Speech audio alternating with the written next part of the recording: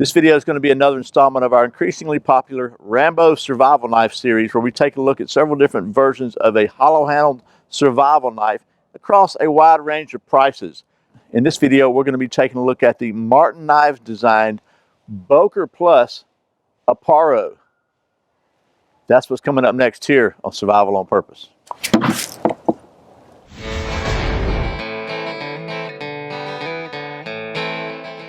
Welcome back to Survival on Purpose, your home for information and gear reviews related to camping, survival, and general preparedness for regular folks. My name is Brian.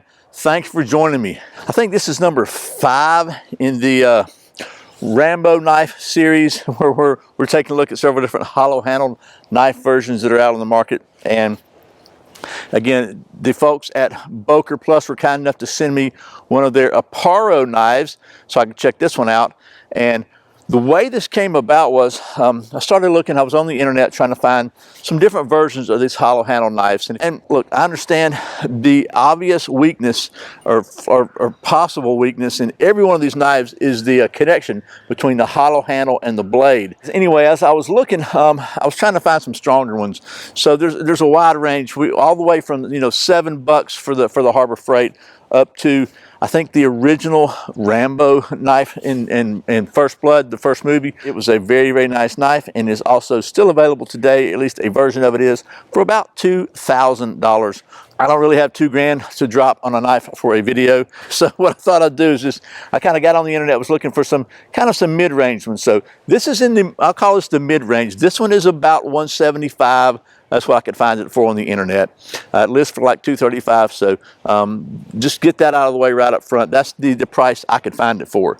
But what I thought was cool about this one was, I found on several different websites that this was listed as one of the strongest two-piece design knives that anybody had tested. This Boker Plus version is actually the production version of the custom version, which was designed by Newton Martin of Martin Knives. And Newton has since passed away at a very young age. There's a really cool page on their website showing the processes that the original knife goes through to make this. What's cool about it is, it is a short tang. It comes down to about right here, but it is threaded. So the tang is actually threaded into the handle, and then it's epoxied in. So even though it's flat, it's got, if you picture that, it's got threads cut on the side of it here, and then it screws in, the handle screws onto it, and then it's epoxied.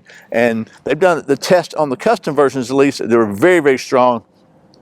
So they got together with Boker Plus to create this version. Now this one is made in China.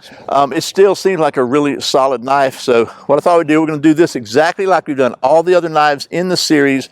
We're going to tell you the specs of this knife, go over the details of it, and then we'll do some chopping and some light batoning and some carving, see about striking a ferro rod, get a fire going, and then we will, of course, check the balance on our balance orientation and rotation device. So stick around. We're going to do all that coming up right after this word from one of our sponsors. This video is sponsored by my friends at Sportsman's Guide, where I've been a Buyers Club member for several years now. Buyers Club members get free shipping on orders over $49, including ammo. And by the way, they have one of the best selections of military surplus gear anywhere I've found. So I really appreciate Sportsman's Guide being a channel sponsor, and I really encourage you to go check them out. I think you'll be glad you did. Okay, we are back. So with no more rambling, let's take you down to the old stump top. We'll talk about the specs of this thing, show you some of the details, and then we'll get to doing some of that knife stuff. Okay, so here we are with the Boker Plus Martin designed Apparo hollow handle survival knife. And let's just talk about the specs real quickly. Features a 7-inch overall blade, a 440C matte finished stainless steel, and for those of you still stuck in that old metric system, that's 178 millimeters long. It is 0.375 inches thick, or 6.6 millimeters.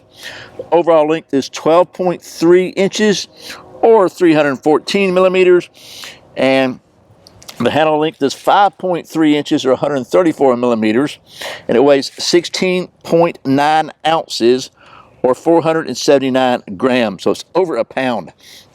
Let's talk about a couple of details of this thing. Now, first of all, you can see the blade. It features, it looks like it's almost like a double-edged tip here, but that's really not double-edged. It's flat back there, completely flat. So it's a false rear edge, but it does give it kind of a spear point here for piercing the. See if we can get a focus on there. The grind is, can you see that? Focus, grasshopper. The grind is really even there. And it is a It is not a hollow grind, it's a saber grind, which is pretty unusual for a knife from China in my experience. Has this kind of a unique notch back slash saw back, whatever you want to call it, but it's offset and pretty sharp. It has a double hand guard here that one side's a little longer than the other one, so good finger guard there. There's holes in here for lashing, so you can make a spear out of this or whatever. Not sure. I think you can use the back side for a bottle opener the way it's made, and a little kind of a notch there. I'm not sure what that notch is for that, but then if you go on down to the handle, it is wrapped with some kind of cordage. Their specs say paracord. That doesn't look like paracord to me. It's some nylon cordage, but it's very, very well wrapped, very tight. I don't know, that's several feet of cordage, I'm sure. And you just got this little ridge right on bottom where they kind of tightened everything back up, which I kind of give you a little bit of a index feeling, so I like that. Just going down to the cap, it is a solid plug cap, maybe hollow, but it's not. There's no compass or anything in there. Nice O-ring there, and then just a nice hollow cavity there. This cavity is 3 inches by about just around 3/4 inches in diameter there. It comes empty, so you can put whatever you want to in it. And then there's a lanyard hole on back of the cap. Comes with a very plain but very serviceable, just a leather sheath with a snap on it, a little lanyard tie here, and just a plain pass-through belt loop. Seems to be pretty well sewn. I pulled on that a little bit, couldn't get it to come loose, and I believe, based on the way this thing goes in here, it could be used ambidextrously. So that's all the specs and details of this knife. Let's get to doing some of that knife stuff. Okay, we're going to start out here. I've got the same piece of cedar I've been using on most of these other ones, so just to keep it fair, and it's pretty solid. So we'll just start with some chopping and see how well this thing chops, because that's going to put a pretty good bit of stress on this joint, I think. So we'll just try to chop it right about here and see what happens.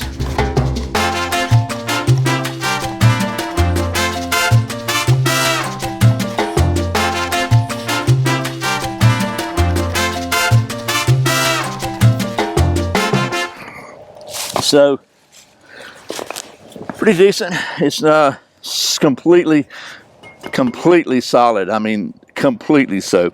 Not bad there. Let's do a little batoning. This is about the same size that we baton with everything else. And hopefully you're not going to be trying to split a gigantic log in the woods, but you can see that's been laid on the ground. It's kind of damp, so my goal is going to be to get to some dry wood on the inside of it to see if we can get us a fire going. So let's whack on it for a minute. We're good here. Can you see it? Okay.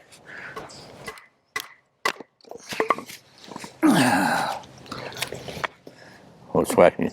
Now this is obviously not a extreme baton test here, and I've had a few people ask me or say that they think I should test these knives to destruction, to failure, to see what it takes to tear them up and completely destroy them. And I just don't, you know what? I think anything can be destroyed. I think what I try to show here is maybe how functional it would actually be if you needed to actually use it, and would it get the job done that you needed to get done.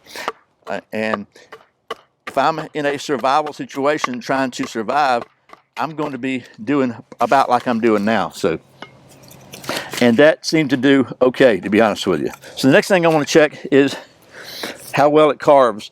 And the very first knife we looked at, the Harbor Freight knife, did a horrible job. It had a horrible edge on it. So many people said I was an idiot because I should have known that I should have to sharpen a knife before you use it. But so far, every other knife we've tested has been sharp. So there's that. So let's just see how it does on carving some feathers on this, hopefully from the inside here where it's reasonably dry. Although you can see the end of this thing. Can you see the difference in that? That got really wet there on the end. So I don't know how well these feathers are going to start a fire, but because they do look kind of damp. But let's just see what we got going here. We can find some dry ones. Maybe a little closer here. It really is carving good. Ain't that pretty? Okay, well, get my handy dandy ferro rod here. So I haven't checked to see if this thing has any kind of a sharp edge to strike a ferro rod on. Feels like this part is kind of sharp.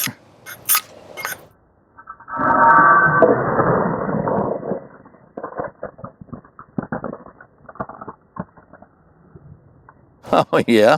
Let's see about the back side. I like using the back side. All right, it should work. Let's see what we got.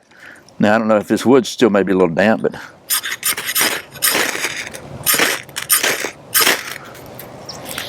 turn you around.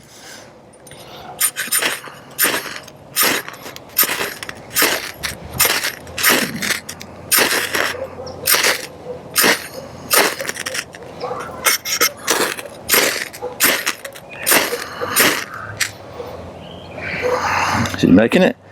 Is he going to make it? Why, yes. Sort of. It's kind of damp. See, like I said, this is kind of burning, but this is really, really damp. So let's try something else. So, you know, I don't need much of an excuse to go to the fat wood. So I always want to see how well something scrapes fat wood. So we'll just go ahead and use the saw part here, this part here, see how well it scrapes some shaving down there, because it's kind of different. It digs into, gives some little gouges there, but so not a whole lot of room to get to it because of the finger guard here, but it got in there and did some scraping. And let's just show you. I mean, just no reason to not show you why I like fat wood so much, right?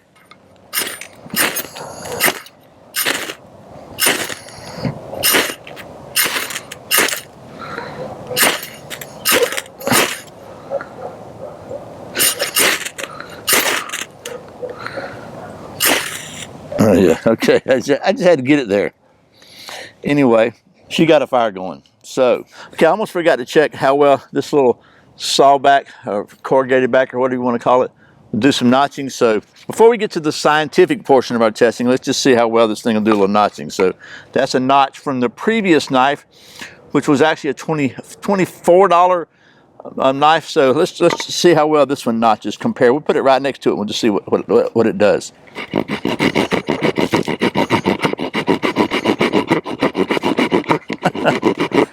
Okay, well, actually, pretty good. The wide one is the one from the Apparo, but it was very, very low effort and it did a great job. So, works pretty good on the notching. What do you think we should do next? Okay, well, that was the practical testing portion of the knife review here. And just a quick recap, gotta say, so far, this thing is absolutely 100% rock solid. And I think that has to do with the way the tang is actually threaded and screwed onto the handle. On the Martin website, they did a lot of kind of destructive testing with this thing, and it really performed really well with the original design. So it chopped okay. It's not a super heavy weight on the blade, so very beefy blade. The batoning was okay for what we did. This thing carved really, really well. Did a great job on the feathers. Striking the ferro rod was a little bit awkward just because the guard kind of got in the way. He could strike it with that, but it kind of chewed it up, so I was trying to keep from chewing my ferro rod up. But it did a great job on either this part or this part. They both did well. Airplane, loud airplane. And this kind of the saw back, whatever you want to call that, did a really good job of creating some notches. Anyway, that's the practical part of it. But you may know here at Survival on Purpose Worldwide headquarters, we maintain a state-of-the-art, cutting-edge knife testing facility. And one of the test processes we put every fixed blade through, and we've done every one of the other knives in this series through, is our balance, orientation, and rotation device, where we check the balance of this knife, the aerodynamic balance of the knives. And honestly, the first knife, the Harbor Freight knife that we tested, we had a couple of impacts during, or I guess bad impacts during the calibration process, where we got to get the distance right.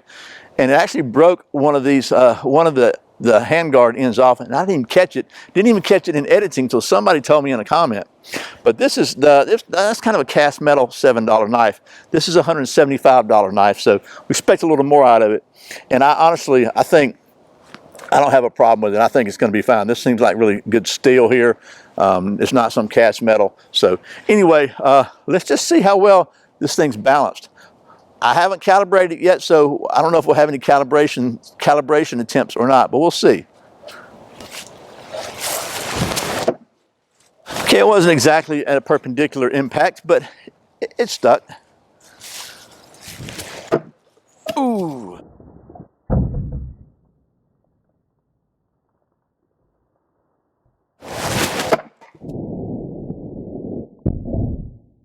Okay, so that was the kind of calibration error that causes problems, and because I threw it really hard and it hit really badly, and it absolutely didn't hurt anything, didn't bend anything, didn't break anything, it didn't cause anything to be loose.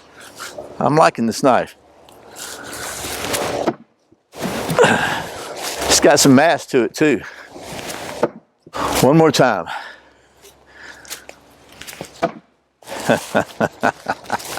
Yes, I like this knife.